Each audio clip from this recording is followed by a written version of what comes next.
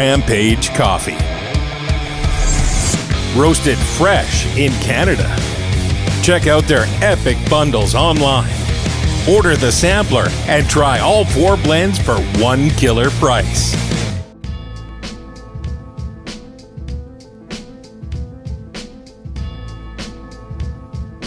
Welcome back to the Final Shot Podcast. Today the podcast is brought to you by Rampage Coffee. Don't screw around. Put the best beans in your cup. Rampage Coffee, local Saskatchewan company. So support local guys. If you're from Saskatchewan, get Rampage Coffee. They're not playing around.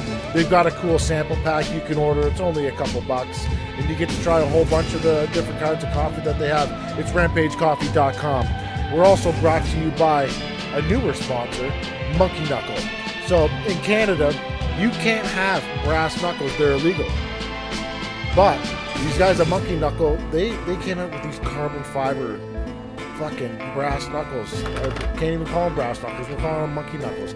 Now, I'm not recommending you punch anybody in the face with these, but hang them from the rear view mirror in your car or truck, and you can intimidate that guy that's honking the horn and flipping you the bird. Fucking monkeyknuckle.com. Use the promo code FINALSHOT and you'll save some money on your purchase. We're also brought to you by Onnit. If you're not on it, get on it at onnit.com/TFS podcast and save 10%. Earth-grown nutrients, guys. We're in the fucking world pandemic where everybody's getting sick and dying. If you want to be as healthy as possible, check out Alpha Brain, Shroom Tech Sports, Shroom Tech Immune. They got some vitamin C. They got all the nutrients you need over at onnit.com. Use the promo code TFS podcast and save some money on your purchase. We're also brought to you by USG Canada.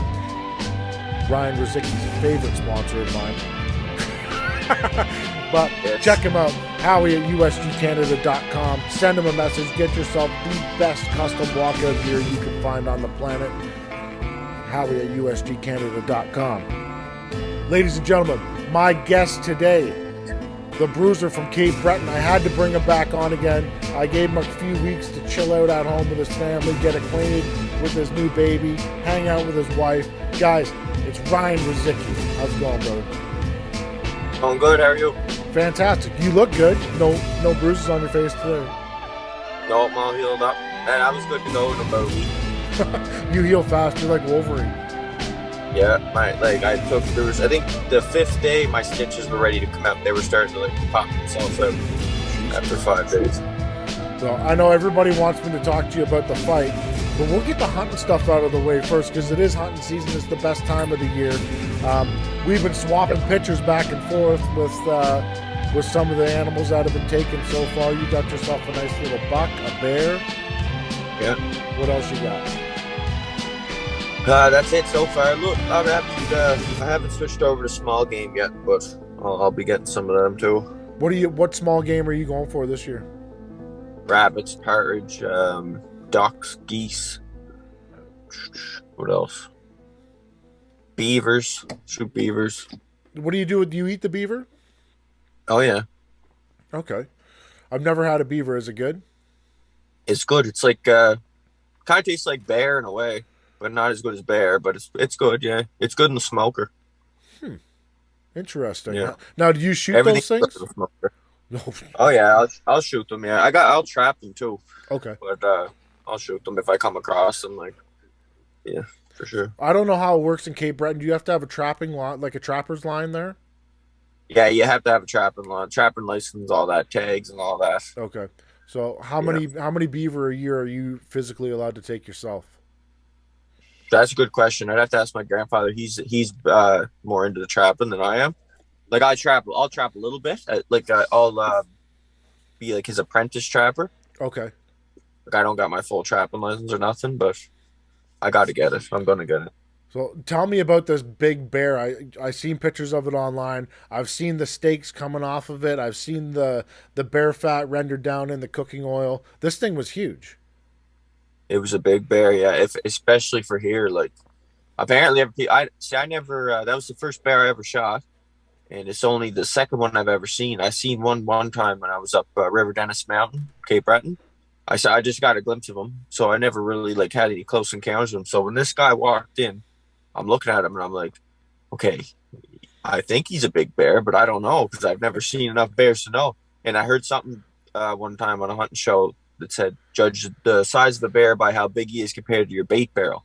Okay. And I couldn't see my bait barrel behind him. And I'm like, well, fuck, he must be pretty big. Anyways, I flattened him. I hit him right behind the ear with the 30-06, and like he dropped right in his tracks. So his head never even come out of the bait barrel, and so he was instantly dead. Like I had never seen. Usually, even you hit a deer in the neck or the head, it might kick out a little bit. Yeah. But like he died. He was instantly. There wasn't a kick out of him. Anyway, I walked up to him and I was like, this got to be big. There's got to be a big bear. So it's like the size of him. Like he looked like up close, he was like near the size of a moose. Like his body was like the size of a moose's body. You know what I mean? Cut the legs off a moose, just the body part. So I was like, holy fuck, how am I going? I had literally, I backed my truck up to him and I put on, because I was by myself. And I was going to get my father-in-law to come help me. And I'm like, well, I'm not going to try to get him on by myself first. And anyways, I put up a plank that I used for riding my Harley up that I had in the box of the truck. I put that on, put a rope around his neck, and I got up on the truck and I just literally drug him up on the under the box of the truck. And I got him on and then took him back, and I was showing like family and everything. And then the next day, I had him on the back of the truck, and I was down at Home Hardware. I was taking him to cut him up, and all like the locals who are from here. So I live in Waikagama, but I'm not from here. I just moved here when I met Dion. And anyways, they're used to seeing bear, and they were all lined up next to the truck taking pictures and stuff. And they were like, "This is a monster! Like you never see them this big." And I was like, "Oh shit, is he really that big?" I was so excited to get him so I could finally render down the fat, because I've always wanted to do it, and then use it for cooking and stuff. So there's been a few posts online. You've been eating the thing. Are you enjoying the meat? Oh, it's the best. It's the best meat I've ever had, ever. Like I almost don't even want to eat deer anymore. I just want to eat bear. Just hunt bears. That's it. Like it's unreal. It's a good meat. It's nice. It's different than everything else, though. It is, and there's like that's all I'm eating right now. I'm not eating nothing else. No vegetables, no fruits, no nothing. I'm literally only eating wild game, but I'm eating so much of the bear fat, like that I'm eating enough calories that I'm not losing weight. You know what I mean? You'd think if I was only eating wild game, I'd get skinny as hell, but like, yeah, I'm not, because there's so much calories in the bear meat. Wow, that's so. No vegetables, no fruit, no nothing, just bear meat.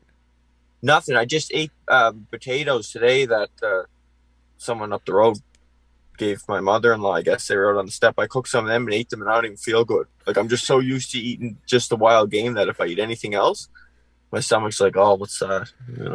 So when you were skinning this out, when you get them up, they actually look like a human when they're all kind of, there's no fur on them. Yeah, same as a raccoon. Raccoons look the same way. Yeah, it's an interesting thing. Now, are you gonna do something with the pelt on this thing? I took it right to the taxidermist. I drove 4 hours away just to drop it off at the taxidermist here. That's supposed to be really good. You're gonna rug it out then? Doing a rug with the head and the paws and everything on it. I want to see a picture of that when it's done. That'll look cool. Oh yeah, for sure. It's a big bastard of a bear. I was super impressed when I seen it. I was like, oh shit, that thing's huge. Yeah, the friggin' pile of meat. The fat that I got off it. Oh my god! I bet you I got probably about 100 pounds of fat off it. Wow. Like just fat, like cubed up and vacuum sealed. Now, how much meat did you get off of this thing? I don't know. I would say probably 150 pounds, maybe. That's pretty good. Pretty good, yeah. Like it was a big animal. It's a really big animal. I filled a whole like a small deep freezer, like a chest freezer. Yeah.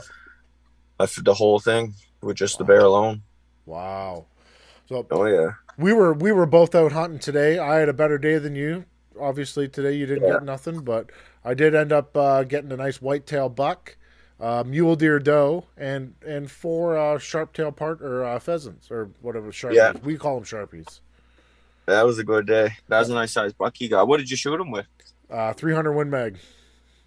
I'm actually freaking selling mine. I can't shoot it anymore. Why? You like it though? You like a 300 Win Mag? I love it. It's my favorite. just the recoil. So after that fight, my eardrum got ruptured, and now every time the first shot I fired at it when I got home to sight it in, I couldn't hear nothing. Really? So I was like, I can't even shoot the 300 Win Mag anymore. I guess like Magnum calibers now, it's just like 30-06 is all right, but the 300 Win Mag, man, it was like the concussion was starting over again. It was just brutal. Wow, really? What make is the gun? It's a Savage 110. That's a good gun. Oh yeah, they're the oldest production of a rifle, like a hunting rifle. They've been on the line for longer than Remington 700s and Winchester Model 70s. How many grains were you running in the bullet? 150. Okay, it's the same as me. I don't have an issue with the sound. No, but I was fine before too. Huh. Like before the fight, I shot that gun, decided it didn't break in the barrel and all that, and like it was fine. Kick didn't bother me at all. I fired I put a whole box of bullets through it, and it never bothered me. First shot I fired at it, but after the fight, my head was ringing. I was like, I can't. Nope. Well, 30-06 is a fantastic gun too. I'm surprised they're fairly close. I don't know. Well, I got it's a Remington Model 7400 semi-automatic with the older semis. Yeah. So it's a pretty heavy gun. So like I find there's no like the kick. I don't know, just not. There's something about the 300 Win Mag, like those Magnum calibers. There's a bit more recoil, I find anyway. Is it a synthetic stock or wood? Wood. Huh. That's wood. Yeah. I'm surprised. Well, the heavier the gun, the less the kick. So yeah, well, my 30-06, it's like shooting a 22 Magnum. So I don't find there's like obviously a little bit more than that, but like my eyes don't even flinch or nothing when I shoot it. That's it could be more accurate like that. But I was like that with the 300 Win Mag, like I said, but now it's nope. So I was very lucky today to get the deer and the birds because I had taken chicken legs out for supper and I left them in the sink, and my wife's big ass fucking dog got in the sink, ate 7 chicken legs, like ate all our dinner. So tonight we had tenderloin, we had liver, and we had buck testicles. I saw that in the picture you sent me. I was like, "There's no way!" But what the fuck? He's eating that? I mean, I eat every part I did, but I don't eat that part. You've probably never had prairie oysters then. So when we go to brandings, we cut the balls off the steers, turn them into steers, right? And then they go in the deep fryer, and those are prairie oysters. So you deep fry them. Yeah. So they're only about that big. These fucking nuts were huge. You're like, I gotta deep fry these. They're pretty good though. I did enjoy them. They're nice. Yeah, that's a good way to cook wild game. I've been cooking deer meat in bear fat. Yeah. Basically deep frying it in bear fat, more or less, and like frig, what a way to cook it. Well, what did I do with those I cut the tenderloins up into like almost bite-sized pieces. Yeah. I had a bunch of bacon grease in a pan, so I just heated that up, threw the tenderloin in there with another strip of bacon, added some salt, and away we went. It was fantastic. Oh yeah, that's all you need. Nothing like fresh, right? Like it when I cut it out of the deer, it was still warm. Oh yeah, I find when when you cut those back straps off and you're cutting them up into your medallions, they're called. Yeah. Like I've just eaten them. I did it the other day. Like I was cutting a back strap up and I just ate a piece of back strap raw right off the deer. We do it all the time when we're butchering. I don't eat supper that night because I eat so much of the raw deer. You're eating it, yeah. It's completely fine. People don't realize that it won't. Like bear, you'd kill you if you fucking eat it raw. But deer and moose, you can eat. Elk, caribou, anything of the deer family, you could eat that raw. So when we're gutting the deer, we take the liver and the heart out and we save those. So when we take the liver out, we take a piece off of the liver and eat it raw. And that tells us what we're going to do with the deer. Either it's going to be a grind deer or we're going to steak it out and all that. So if the liver's sweet, we steak everything out and then we use the shit cuts for grind. If it's a little bit bitter, we grind the whole fucker and just keep the back straps. Yeah, that's a good way to do it. Yeah, but a lot of people they've seen us do that and they're like, "You guys are fucking insane. What's wrong with you?" Well, you tell so much by liver, right? Yeah. Yeah, like we see up here. Sometimes you'll see like the liver. I shot a deer and the liver was just full of like blisters, like Really? blisters, or like I don't know what they were. They were like if you just popped them, there was like pus in them. It was freaking gross. I ate the deer, but like I did notice that the meat wasn't right, but I ate it anyway. Tasted a little But off. yeah, there was something wrong with there. I don't know if it was hit by a car or what the hell was wrong with there. Maybe it was sick. I don't know. Well, it didn't make you sick. Just tasted weird. Yeah, it didn't make me sick at all. I didn't undercook. I make sure I cooked it all well, but normally I'd cook it and I'd barely cook deer meat. It's just like red in the middle. Yeah, still bleeding. Yeah, that's the only way. To get it. Once you overcook it, it's no good. Does she like the wild game? She'll eat it. Yeah, she'll always try it. She won't eat like as much as I do. I don't know if anyone does, but she'll eat it. Maybe. Everyone here, like when I cook, everyone has like a little bit, but Like our meals generally consist of just wild meat. yeah, once you start eating like that, you don't even want to eat that store stuff. Oh, it's disgusting. You know, it makes me sick instantly. If I eat like a steak or something from, even from like a restaurant, it makes me sick. So we get beef every year, but we get it from our cousin, and they're just grass fed. They're whatever Yeah. they find out on the prairie is what they're eating. Same as the deer. Yeah, fresh beef from a butcher. That's a whole different story. A whole different ball of wax, but they're Yeah. fairly close to wild game as you can get from something that's not a deer, a moose, or an elk, or a bear. Oh yeah, yeah, definitely. But how much longer do you have for hunting season? I think deer season goes until December 3rd. Uh, Small game until March, I think, sometime. Coyote, I'm pretty sure is all year round. But like, I'm almost done now, pretty well. Yeah, just Yep. to get another deer in the bag, and then some small animals, and maybe some birds, and you're done. That's about it. Yeah, I got so much meat off that bear, right? Do you have two deer in the bag so far, or just one? Oh, I didn't get any action. I didn't shoot that deer. Oh, you didn't shoot it. That was just a No, my buddy shot that one. I'm Okay. after a big buck right now. Okay. So you're still Yeah. on the deer trail then. How many deer can you take this year? Just the one? Just one, yeah. That's all you're allowed. Fuck, you got to come hunting here, Ryan, because I have the whitetail tag, and now Yeah. after my whitetail tag, I can go out and take a whitetail doe. I got drawn for antlerless mule deer, so that means I can take two of those. And then I can take a mule deer buck in archery season. And an elk too, right? And an elk, yeah. Holy, what about a moose? You guys got moose? We do have moose, but they're also a draw, so I didn't get drawn for them this year. But Imagine if you got drawn for the moose too. Holy fuck. could you imagine the money? Imagine the money I'd have to spend on freezers. Oh, I guess. You just need to get a walk. You just need a walk in. That's the only way you do it. Walk-in cooler. That'd be the Walk only way. in over. Yeah. Yeah. All right. So we'll get into the stuff that everybody wants to hear me talk about with you, and that's going to be the fight. And this is the first interview since the fight. Am I wrong? No, this would be the first interview. Yeah. I'm guessing people are hitting you up left, right, and center, and they want the story. Yeah. Yeah. I'm- Definitely. I'm getting it first, so fuck you guys. You're getting there. You're getting there. So not too long ago, you fought for the WBC Bridgerweight World Title against Oscar Rivas. Massive opportunity. You took the fight on 2 weeks' notice, and it's an instant Canadian classic fight that went down that night. It was a fantastic fight. Yeah, it was good to be involved in it, like to be part of that. And I think I got three nominations: Fight of the Year, Most Dramatic Fight of the Year, and then Comeback of the Year.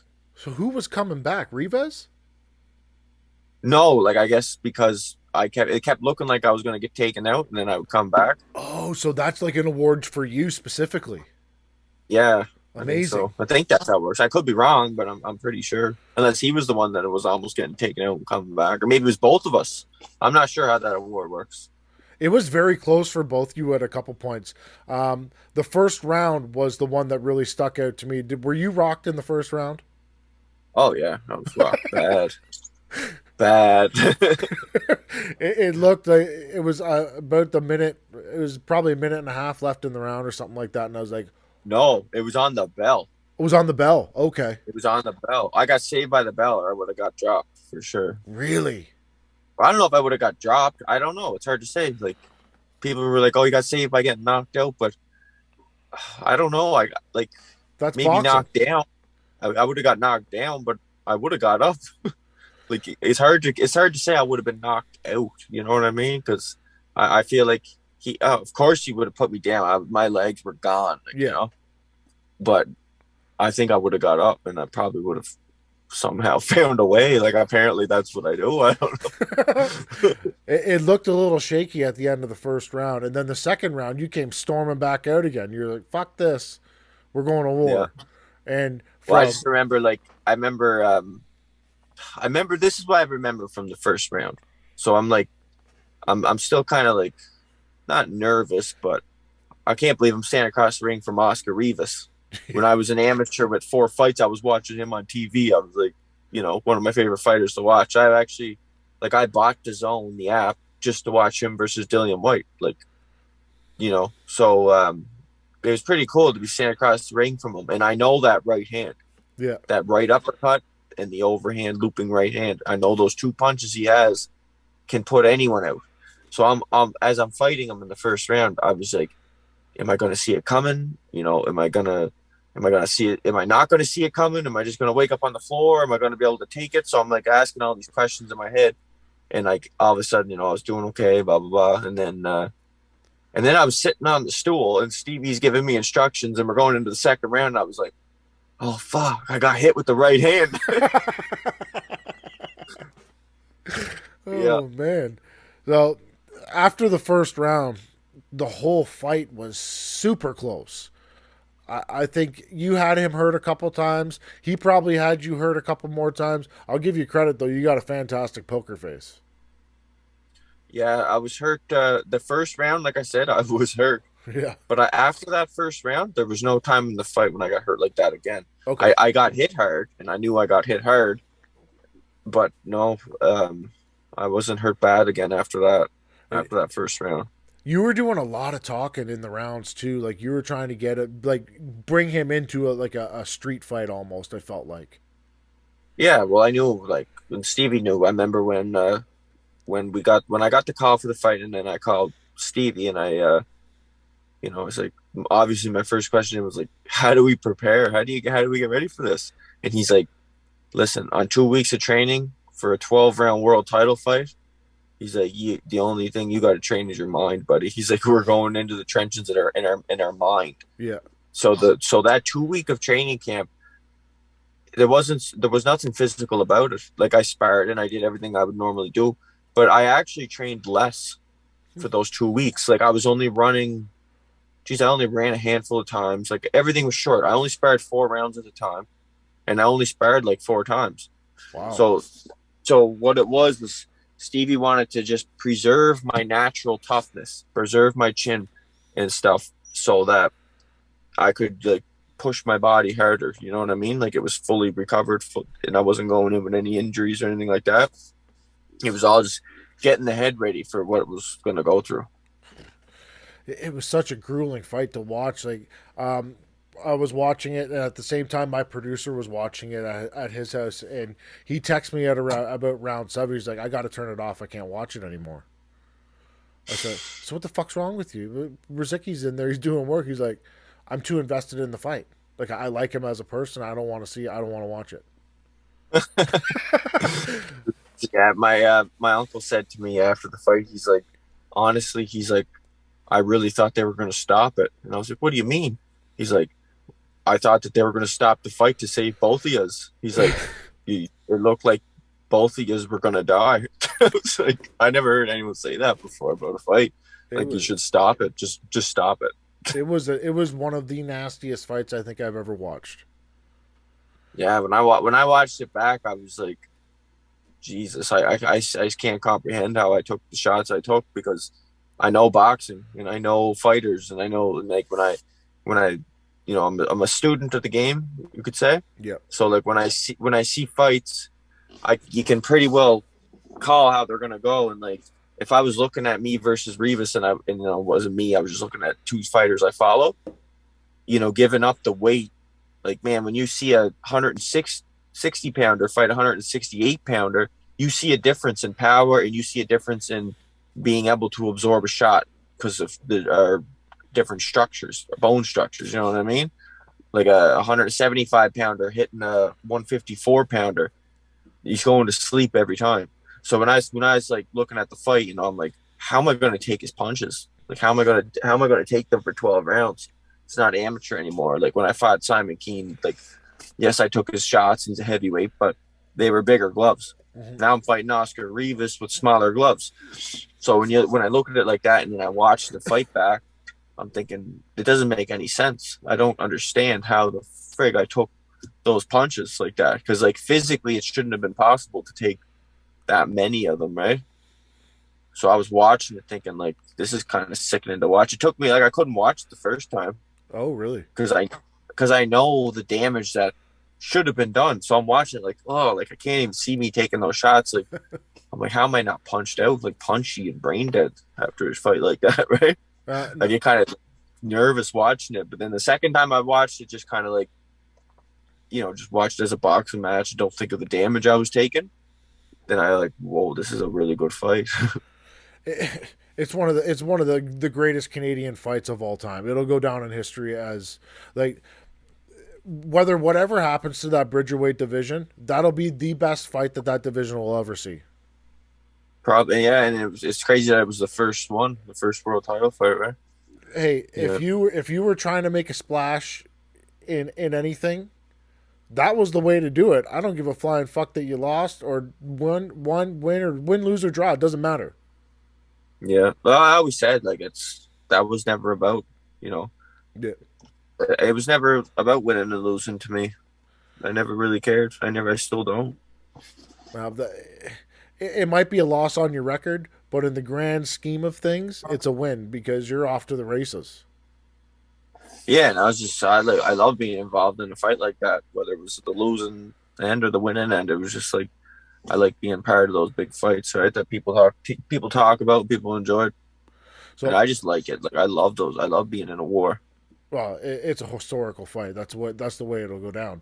But now with those guys that are in that cruiserweight division, that top 10 in the world, they're going to go and they're going to look at that fight and they're like, okay, maybe we're going to avoid this guy. He's a fucking problem. Yeah. He's a problem.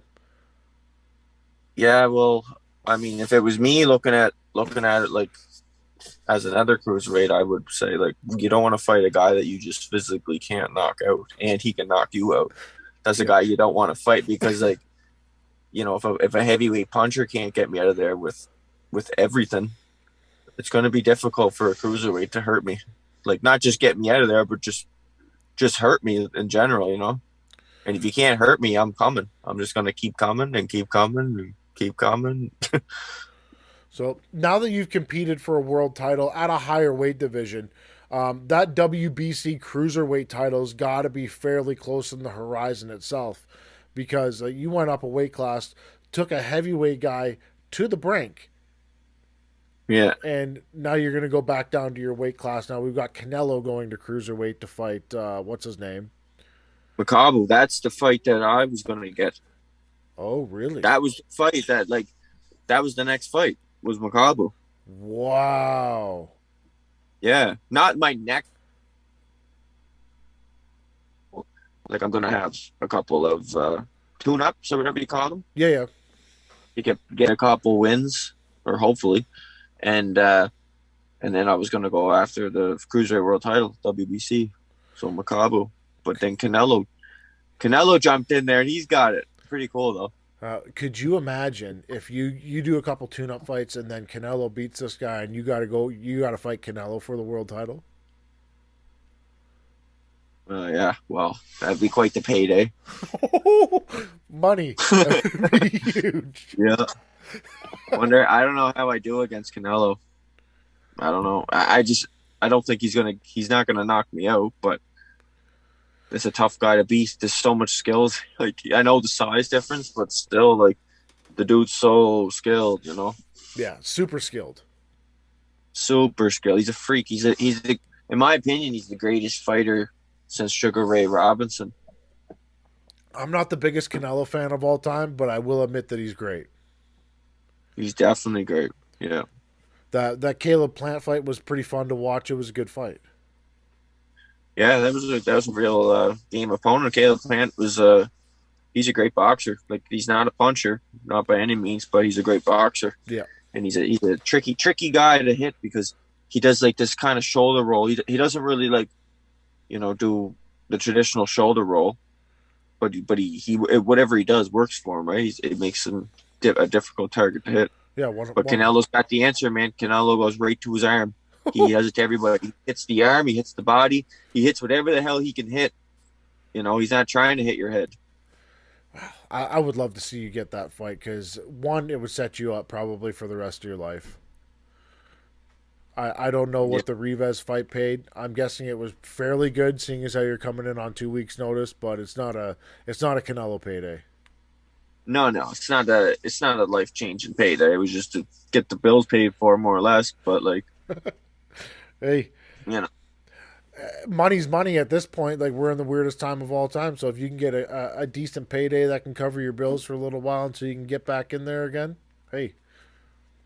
Yeah, exactly. But yeah, the Canelo fight, that's pretty crazy. That he's going up to cruiserweight. Yeah.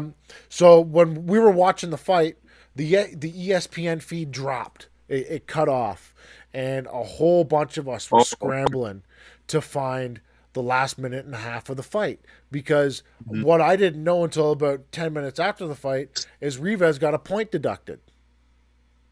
Yeah, for holding. They said it was a low blow, but I remember the referee saying, like, stop holding, and then he deducted a point. I don't know if he just somehow it ended up being a low. He never hit me low, so I don't know how that happened, but I hit him low. I did. I nailed him low because I was like, at the end of the fight, I remember thinking, like, dude, like, let me go. Like, I was getting real frustrated, right? Yeah. That's what I remember, was thinking, like, all I needed was like one clean shot. That was it. And I couldn't get it because, like, credit to him, he knew how to get like just too close or just hold. Like, it was pretty crazy experience just having the guy like so good at not letting me do what I needed to do.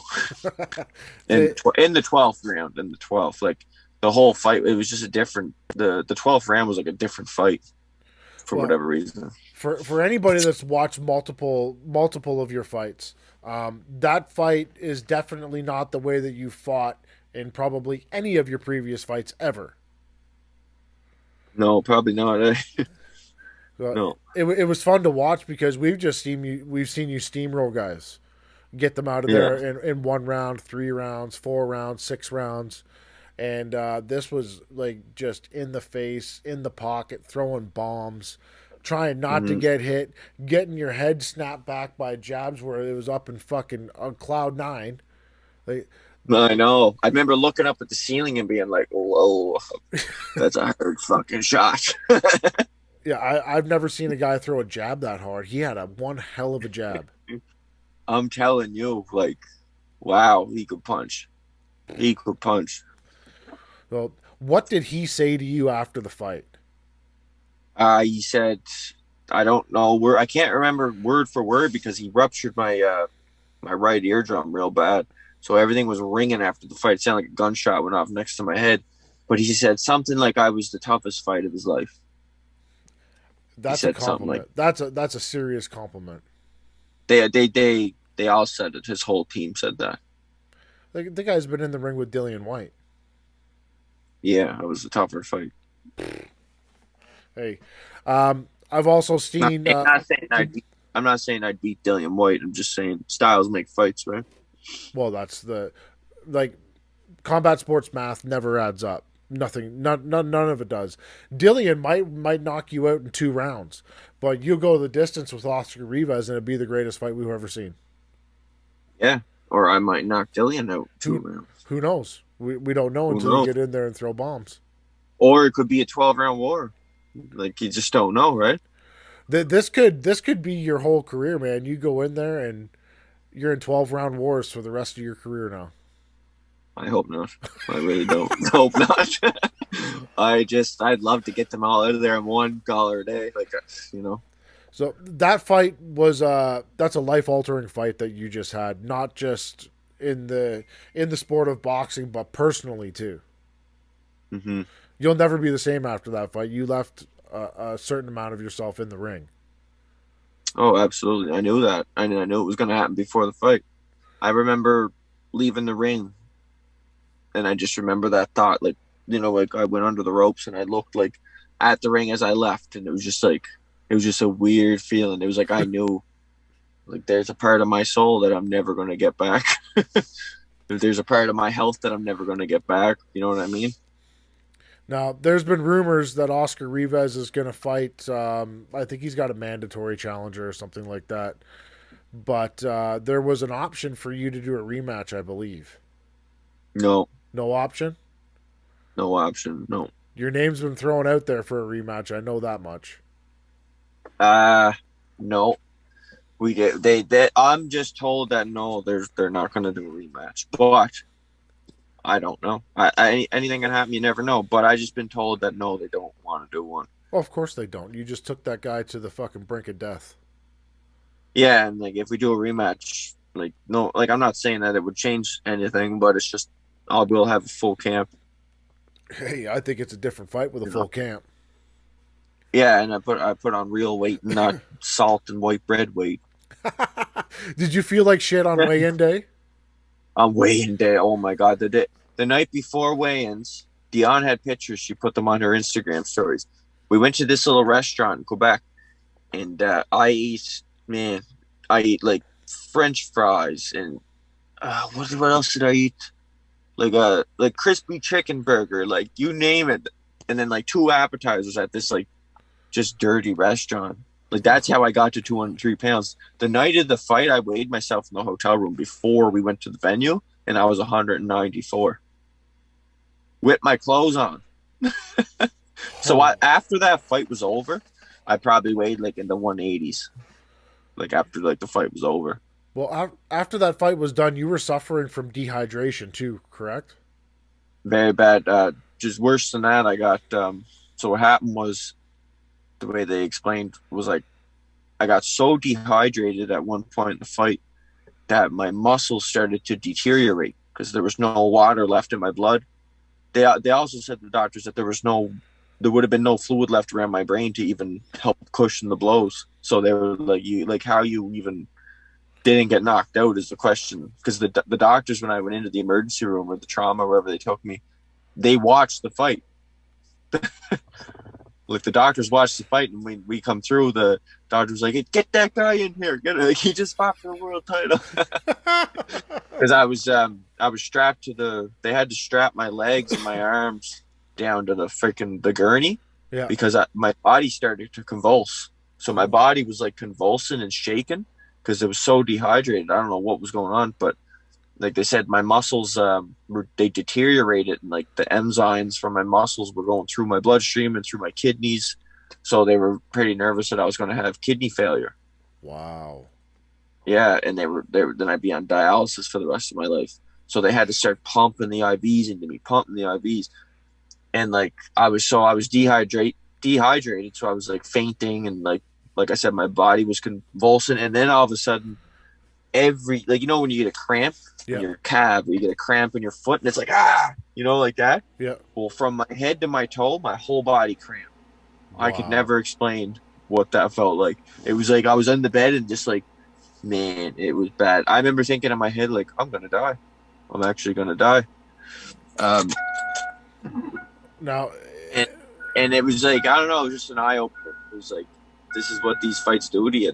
It's the aftermath. Like, people never seen the aftermath of the Gaddy Ward fights. They never seen the aftermath of these great fights. And then it was like, I was there and I was like, man, this is what they all went through. Jake LaMotta, Dempsey, Rocky Marciano, like, puts a whole new perspective into everything. Now, this isn't the first time you've suffered from dehydration, though, is it? No, this is the second time that happened, but this was a little worse because I was also concussed. I was also like Yeah. beaten to shit. My eyes were closed. You know what I mean? Like it was a crazy feeling. Like I thought I'd been through tough fights, but man, that was the toughest fight I've ever been in. So for people that are watching on YouTube right now, Ryan's hiding in his truck because he doesn't want to wake up his baby. He's got a tiny little baby in the house, and we've been trying to piece this thing together for a couple of days now. But I do appreciate you making the time to do it. It's great to talk to you, and people have been climbing up my ass to get you back on. They wanted it the day after the fight. I was like, trust me, this fucking guy can't talk right now. No, I couldn't. But no, I was in shape, man. I do have some fan questions for you that came in. A fuckload of them.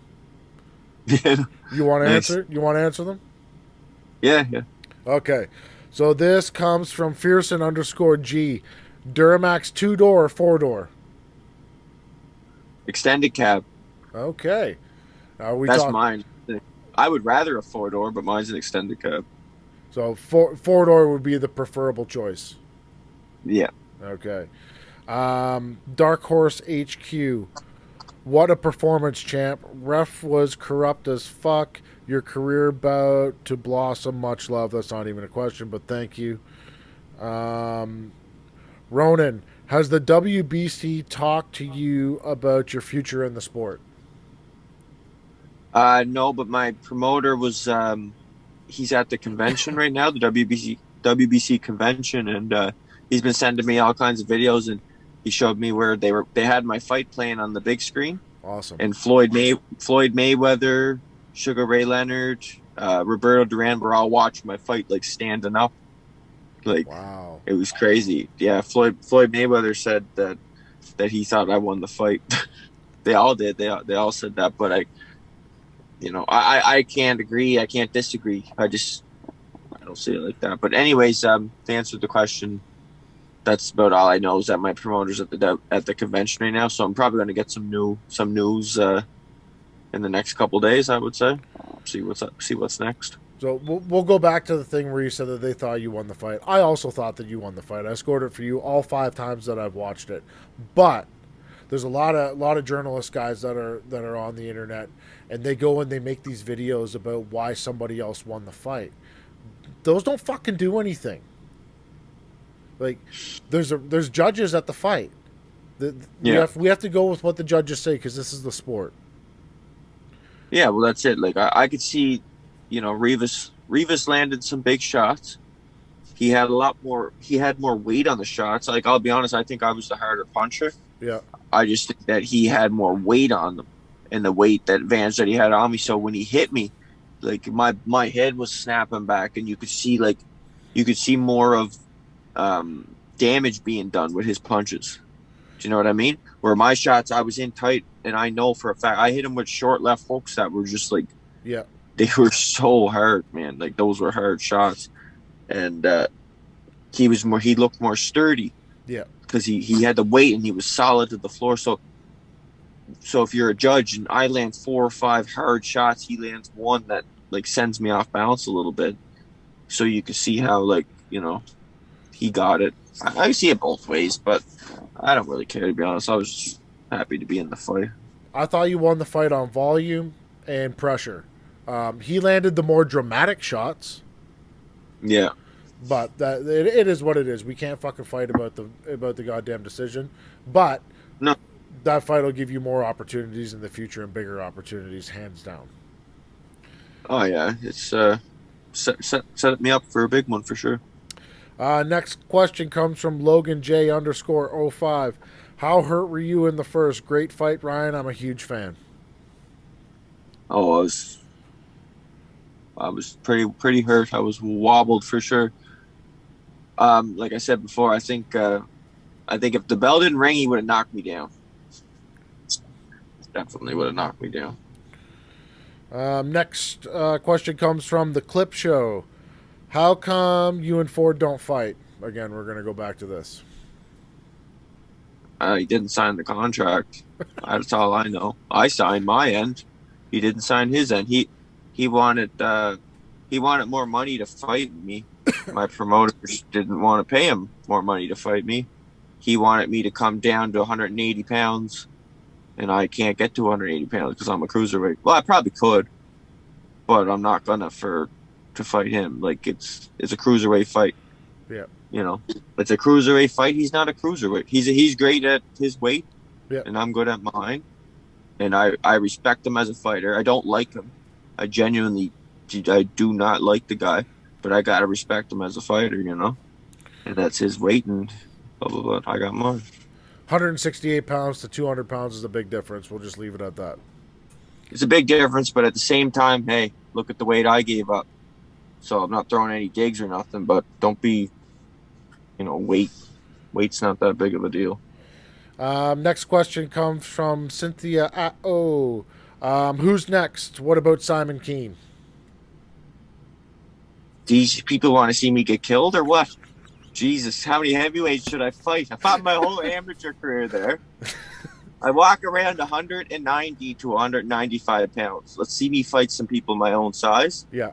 And then, hey, never know. But Simon, I got to get some fights against people my own size for a little while. Simon Keane's a very different fight than Oscar Rivas. Simon Keane's absolutely fucking massive. He's massive, yeah. He's a big guy, but he doesn't hit as hard as Rivas and doesn't take a good of a shot as Rivas. So, hey, Simon Keane could probably outbox me, but for how long? The boxing skills between Oscar Rivas and Simon Keane are very different. Oscar Rivas is hands down the better tactician. Probably doesn't hit as hard, maybe. I don't know. Simon's just fucking huge, man. He's 260 pounds, 6'5". I find him in the amateurs, but like different in the pros, right? He's a big guy, very awkward guy to fight. Yeah, you can't. I can't predict fights, and I don't know. Listen, I could say, yeah, I should fight people of my own size, but if a contract flew my way, hey, you want to fight Simon Keane tomorrow? You're going to see me fight Simon Keane tomorrow. Next question comes from G Winner 84. Who hit harder, Rivas or the Russian? Harder? Yeah. I don't know. The Russian had more. I don't know, I would say Rivas had more weight behind his punches, but the Russian had more snap. But okay. Rivas was a heavier puncher. Like, Rivas could hit, man. He could really, really hit. Everything was behind his punches. You could just tell by the way. Like, the way he was throwing punches were perfect. And every punch was heavy. Every punch had the same power. That's what I noticed. Free from the jab, his jab had the same power as his overhand right.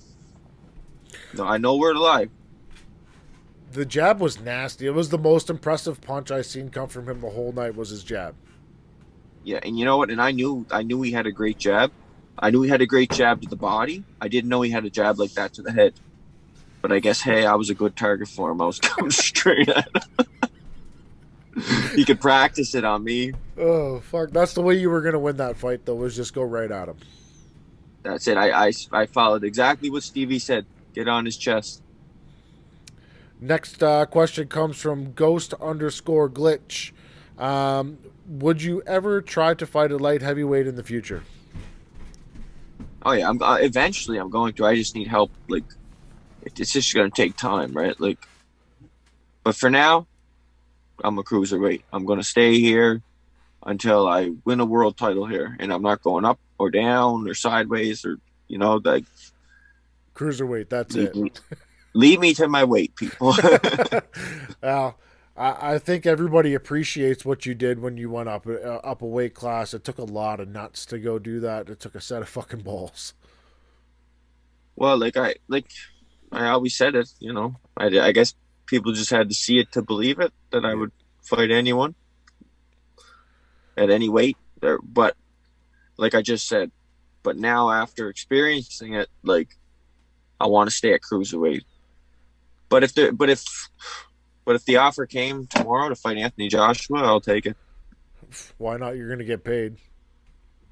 Yeah, and I always got a chance, Well, at the end of the day, do you have something else in the works right now, fight-wise? Yep. Okay. I'm fighting February 5th. Canada? Yeah. We Cape don't Breton. at home. That place is gonna fucking sell out fast. It's the Jesse and Brandon are going to do the main event in Cape Breton. Okay, you are on that then. Yeah, I'm on it. I'm just not going to fight the main event. I'm stepping Perfect. back, and they're going to do the main event. So, Which, in my opinion, if I'm going to have a tune-up fight, they should be the main event. That's a main event worthy fight, whether it's in my hometown, whoever's hometown. Like, I'd rather like step back and let the boys have the show. You know. are they gonna fight for a title? Those two. I think it's going to be for a WBC silver, maybe the belt that I Perfect. just vacated. You vacated that Different- title. Different weight division, but yeah, I vacated that belt. Yeah. Okay. I had to vacate it to fight for the world title. Oh, I get it. Okay. Yeah, so the rankings are updated now or something. Yeah. That's a fantastic fight though. Brewer versus Wilcox. Oh yeah, that's Woo-hoo. I'm very excited. I'm pumped to be able to watch it, so I Yeah. can fight, get out of the ring, and watch them fight. Are you gonna be co-main event then? Yeah, Okay. yeah. I So would say so. this is gonna be a tune-up fight for you then. So 8-rounder, 10-rounder, something like that. Yeah, well, probably at least 10, but Okay. I don't know. They said I got an offer today to fight an undefeated guy. But like I said, I don't know. Like we'll see. We'll see. I'm pretty sure it's going to be a tune-up fight. But see, I'm the kind of guy that I don't take no fights lightly. Even if I'm told you're going to blast this guy out, I'm doing a full camp and I'm training like I'm going to fight Rivas again. You Like have to. you have to, because those guys that you're not supposed to lose to. Hey, you got to be ready for those guys. Everybody gets caught, right? Like if you're not mentally prepared or physically prepared, the likelihood of getting caught by a guy that's 200 pounds is pretty good. You know what? My second pro fight, I learned a valuable lesson. I was fighting a guy by the name of Ray Sayers, and he had been retired. It was one of the only fights I had that were a real mismatch. You know what I mean? Yeah. Early in my career, I had a couple that were like, I had a bit of physical advantages, but I was never like in a one-sided fight. They were always pretty competitive. But this was the one fight that I won't post pictures of. I never posted a video of the knockout. I never shared anything after it happened. I never even talked about it till now. So this guy was he was retired for 10 years, I believe. Wow. And he was back in the gym and he was sparring with Frank White, former cruiserweight Canadian champion. Yeah. And apparently he was doing real well, so he wanted to make a comeback. He used to fight at 160 pounds, I believe. So he was coming back as a cruiserweight and had never been hit by a cruiserweight. Like, so anyway, first round, and this guy was in his 40s, early 40s. Yeah. So the first round, I remember, like, I felt bad. I didn't even want to take the fight, but it was either I took the fight or I didn't fight at all. It was on actually it was on the undercard of Brandon Brewer fight card. And so first round, I remember chasing him around the ring, and he was running around moving, jabbing, and I was like, as soon as I landed, I knew it was going to be over. And all of a sudden, boom, it was like the fight was starting over again.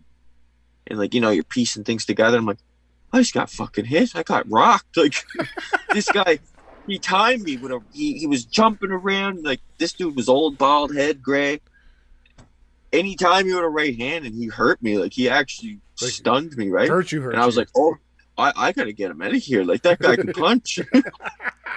No, he hurt me. It was I wasn't hurt again until I fought Katag, that Russian guy. Yeah. I was never hurt again in my whole career until that fight. But that was like I was genuinely rocked. Seconds later, I finished the fight, but it was a valuable lesson that, like, you can't take anyone lightly, because sometimes you might just get slept. Well, crafty veteran too, right? Been around for fucking half a century almost. That's it. They know how to time you, get you to walk into the punch. Boom. You don't have to be a big puncher. You just got to be smart. What did it mean to get Brandon Brewer in your camp when he came down to help you get ready? That was a really cool thing of him.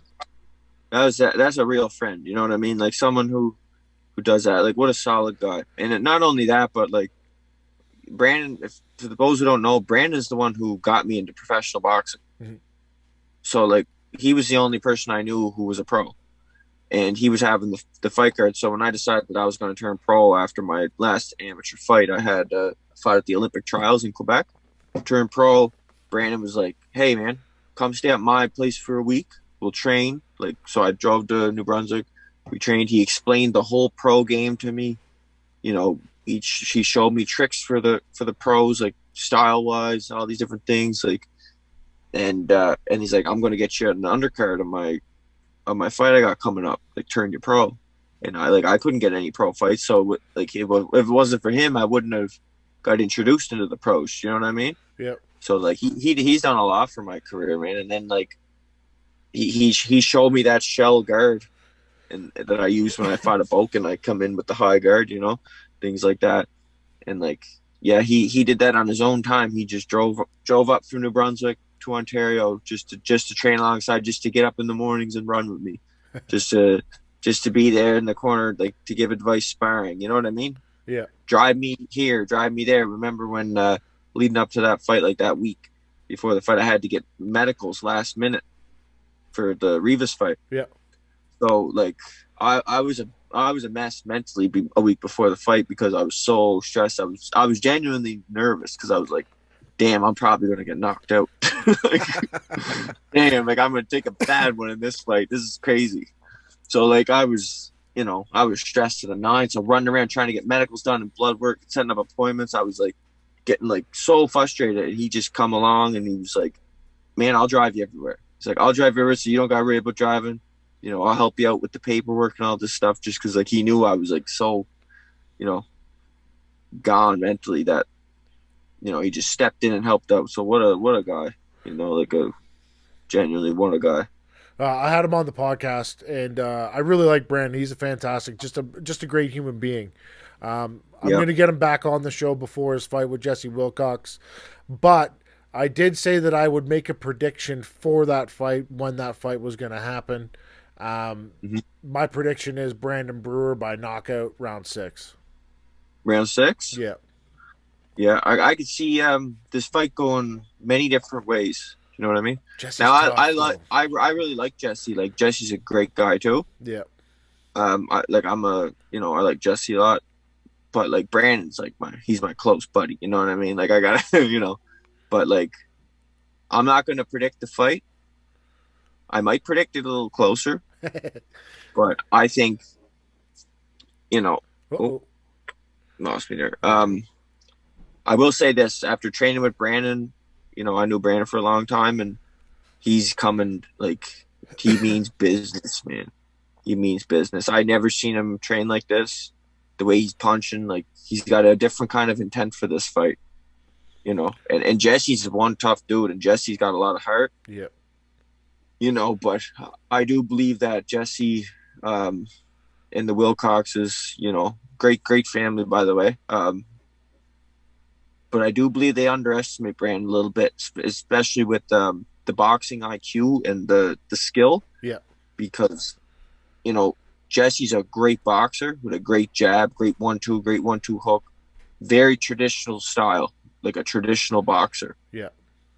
And really, really, really slick and fast, good punch, good power. Then Brandon is very less traditional, where like, as myself too, we come in with like low head movement, you know, just a different kind of style, but it's still skill. Yeah. You know what I mean? It's you can call it awkward, call it what you want. It's still skill, and it's hard to deal with. Yep. And just because it doesn't look like the traditional skilled boxer doesn't mean that it's not at that level. Do you know what I'm saying? Yep. So like it's very easy to underestimate Brandon's skill. Different style. That's all it is. Style. It's a different style, yeah. You know who I really like? I really like Jesse's dad. He kind of shit talked me a little bit in an interview because I did the podcast with Brewer, and Jesse's dad is an old school guy, so he puts a lot of stock into the amateur record. Yeah, and I will say this: between that whole family, there's like 2,000 fights in that household. Like, man, the experience that family has in boxing, it just can't be taught. They're all badasses too. They all know boxing. Yep. You know, they all they all help each other. They all, train hard. They're a real boxing family. It's cool. It's cool to meet them and train with them when I did there and stuff. Yeah. My prediction is no disrespect to the Wilcox family at all. I think they're great. But I feel Brandon Brewer has a new lease on his career. He's got a new outlook, and he's got a fire lit under his ass. And that's a problem for anybody in that weight division. It really is. Like, a lot of people don't know, but like Brandon's a military guy. He's a hard dude. Like, he didn't have, it wasn't an easy upbringing for him. Do you know what I mean? Yeah. Nothing was handed to him. He worked for everything. Like, he's the kind of guy who, when it comes down to it, like myself, like, it's like a lot of fighters say it, kill or be killed, because they heard other fighters say it, like Nate Diaz and these guys. Yeah. A lot of them don't mean it. No. A lot of them just say it because they heard it. Like monkey see, monkey do. And a lot of fighters are like that in boxing today. You know what I mean? They'll pretend to retire. Like, it's just like they see it on Instagram, they say it, they do it. It's just That's just how like humans work in general. But there's few fighters that actually mean that. Like, they'll actually die, or they'll keep coming. Like, it's just subconscious, Like, there's fighters like that. Brandon's definitely one of those fighters. Yeah, I would definitely put him in that category. I got one more question for you, and then I'll get you the hell out of here. It's probably getting late there. I need to go get a bear steak and starve. Well, we've had 3 restarts of the vehicle, so that's how I'm timing this thing. Yeah. Man, you got a brand new baby at home. You finally got to spend some time with her. What's it like being a dad? Unreal. Like, it's life altering. Easy. Yeah, there's no words really. When you told me you're having a little girl, I said, "Oh man, you're in for it now," because that's the one person on the planet that's going to be able to check you at every corner. Unreal. Like, as soon as I hold her and like she looks at you, it's just like, man. I remember the first thing I thought, like, when you hear parents talk, like, I'll do anything for my kid. I'll do it for, like, you don't understand until you actually have one, and then you understand. I remember the first thing I thought when I was holding her, I was like, wow. Now, this is a crazy thought, but I was like, if somebody passed me a chainsaw right now and was like, cut off both your legs, or we're going to cut off one of hers. Well, how is the chain sharp or what? Like, you know what I mean? Like, anything, you do fucking anything for them. It's crazy. It's immediate too. There's no 5 minutes, 5 weeks, 5 months. It's immediate.